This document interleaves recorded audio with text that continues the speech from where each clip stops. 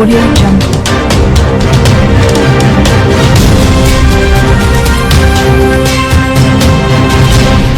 Audio Jungle. Vinukonda పట్టణంలోని పలు వార్డుల నుండి నూర్ భాష సంఘంకు సంబంధించిన తెలుగుదేశం పార్టీ 20 కుటుంబాలు వైఎస్ఆర్ కాంగ్రెస్ పార్టీలోకి చేరగా వారికి పార్టీ కండువ కప్పి పార్టీలోకి ఆహ్వానించారు. వినుకొండ శాసనసభ్యులు బొల్ల బ్రహ్మనాయుడు ఈ సందర్భంగా వారు మాట్లాడుతూ పార్టీలో చేరిన ప్రతి ఒక్కరికి పేరు పేరున హృదయపూర్వక ధన్యవాదాలు తెలియజేస్తూ ముఖ్యమంత్రి 5 సంవత్సరాలలో అందించిన సంక్షేమం చేసిన అభివృద్ధి మరియు వినుకొండ శాసనసభ్యులు బొల్ల బ్రహ్మనాయుడు వినుకొండ నియోజకవర్గానికి చేసిన అభివృద్ధి చూసి వైఎస్ఆర్ కాంగ్రెస్ పార్టీలోకి వలసలు పెరుగుతున్నాయని చెప్పారు. నేటి నుంచి వైఎస్ఆర్ కాంగ్రెస్ పార్టీ కుటుంబ సభ్యులుగా మీకు పార్టీలో తగిన గుర్తింపు గౌరవం ఉంటుందని వారు తెలిపారు. అభినందనలు తెలియపరుచుకుంటున్నాను. ఈరోజు నిజం చెప్పాలంటే తెలుగుదేశం పార్టీ వాళ్ళు మీరు నిజం మాట్లాడండి అయ్యా అంటే నిజం అనేది మా ఉనికిలోనే లేదు అన్న విధంగా వాళ్ళు వ్యవహారం చేస్తారు. ప్రతి ఒక్కటి ఏదో విధమైనటువంటి అలజడి, ఏదో విధమైనటువంటి మన మీద దుష్ప్రచారం చేస్తుంటారు. కానీ ప్రజల మటుకి ఇలా అందరూ వైఎస్ఆర్ ప్రభుత్వం కావాలి, జగన్మోహన్ రెడ్డి రావాలి, ఎమ్మెల్యే బ్రహ్మనాయుడు కావాలి అని ఈ నియోజకవర్గంలో అందరూ కూడా నన్ను ఆహ్వానిస్తూ నా మీద ప్రేమతో ఉన్న వారందరికీ మరొకసారి అభినందనలు తెలియపరుచుకుంటూ ఈరోజు మన వినుకొండ పట్టణానికి సంబంధించి, మన వినుకొండ అభివృద్ధికి సంబంధించి మనం ఇప్పుడు ఇవన్నీ కానీ గిరిప్రదేశం రోడ్డు కావచ్చు, లేకపోతే మన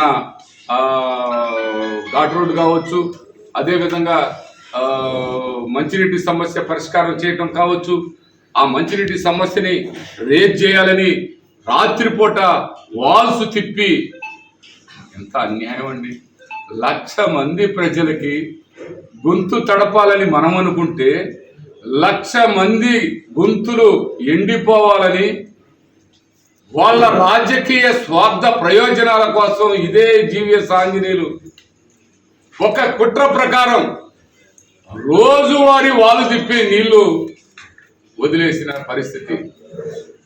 వదిలేసి బురదలు వస్తలేని వారికి ఇంకా 2 నెలలు రావాల్సిన నీళ్లు ఇంత త్వరగా ఎలా అయిపోయినాయని తీరా చూస్తే వాళ్ళ కుటిల రాజకీయ స్వార్థంతో నిజంగా ఈ మాట అనాల్సిన అవసరం లేదండి.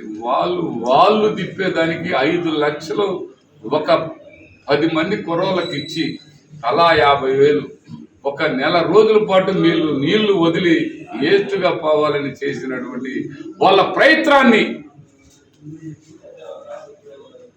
మరి వాళ్ళ ప్రయత్నం సఫలీకృతం అవుతున్న సమయంలో మళ్ళా మనం చొరవ తీసుకొని ఇక్కడ అన్యాయం జరిగింది, ఇక్కడ మళ్ళా మా నియోజకవర్గం దాదాపుగా 26 చెరువులకి త్రాగునీరు చెరువులు ఉన్నాయి, వాటన్నిటికీ నీళ్లు పెట్టే కార్యక్రమంలో భాగంగా మా వినుకొండ సింగర్ చెరువు ఇలా దుర్మార్గం చేశారు అని చెప్పుకొని అవన్నీ చేసుకున్నాక దేవుడు కరుణించాడు.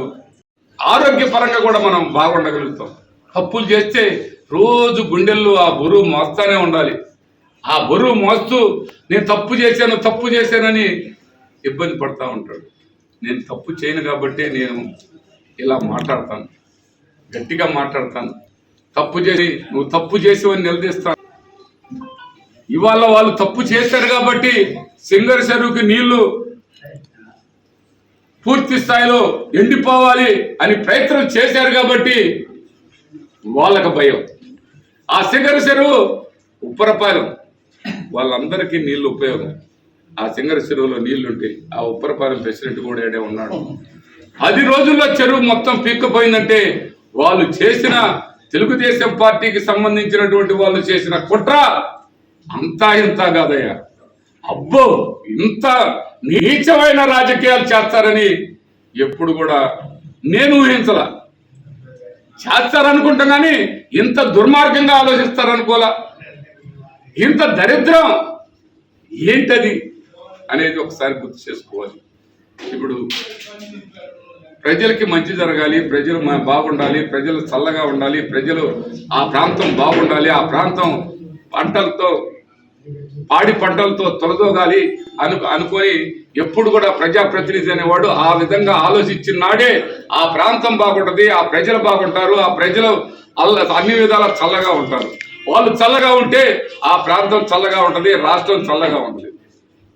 అలా ఆలోచించకుండా ఇలాంటి కుటిలమైన రాజకీయం, బ్రహ్మనాయుడు ఉండకూడదు, బ్రహ్మనాయుడు మంచి చేయకూడదు, బ్రహ్మనాయుడు మంచి చేస్తుంటే కోర్టులో వేద్దాం, బ్రహ్మనాయుడు చెరువు వేస్తుంటే కోర్టులో వేద్దాం, బ్రహ్మనాయుడు స్టేడియం చేస్తుంటే కోర్టులో వేద్దాం, బ్రహ్మనాయుడు 100 పడకల హాస్పిటల్ చేస్తుంటే కోర్టులో వేద్దాం, బ్రహ్మనాయుడు షాపింగ్ కాంప్లెక్స్ కడుతుంటే కోర్టులో వేద్దాం, బ్రహ్మనాయుడు కాలువకట్ల మీద రోడ్లు వేస్తుంటే కోర్టులో వేద్దాం, బ్రహ్మనాయుడు సింగర్ చెరువు నీళ్లు పెడుతుంటే కోర్టులో వేద్దాం, బ్రహ్మనాయుడు ఘాట్ రోడ్డు వేస్తుంటే కోర్టులో వేద్దాం.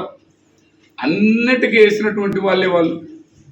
ఇక్కడ సురేష్ బాబు రోడ్డు నా ఇంటికి సంబంధం ఏంటి, నా ఇంటి కోసం రోడ్డు వేస్తున్నానని చెప్పాడు, కోర్టులో వేశారు. ఆ రోడ్డు బాగుంటే అందరూ బాగుంటారు, టౌన్ బాగుంటుంది అనుకున్నానే కానీ నా స్వార్థం కోసం కాదు. నా స్వార్థం కోసం నేను ఏది చేయను. మీరందరూ నాకు ఎమ్మెల్యేగా ఇచ్చారు. ఎప్పుడు కూడా ఆ అధికారాన్ని నా సొంతానికి